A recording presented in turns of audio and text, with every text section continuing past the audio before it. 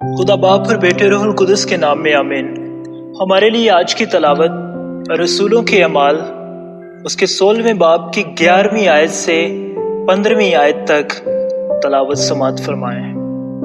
बस तरवास से जहाज पर रवाना होकर हम सीधे सामुत्राकिया में और दूसरे दिन नापलुस में और वहां से फिलिपी में जो मकदूनिया के उस तकसीम शुदा इलाके का सदर और रोमियों की बस्ती है, हम कुछ दिन उसी शहर में रहे और सबत के दिन हम फाटक के बाहर नदी के किनारे गए, जहां समझे कि ये जाए इबादत होगी, और बैठकर उन औरतों से जो इकट्ठी हुई थीं बातें करने लगे।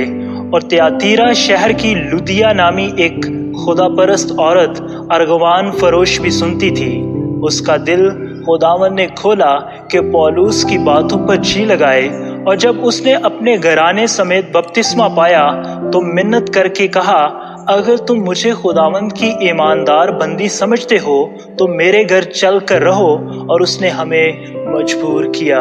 कलाम अक़दस के पढ़े और सुने जाने पर खुदा की बरकत हो।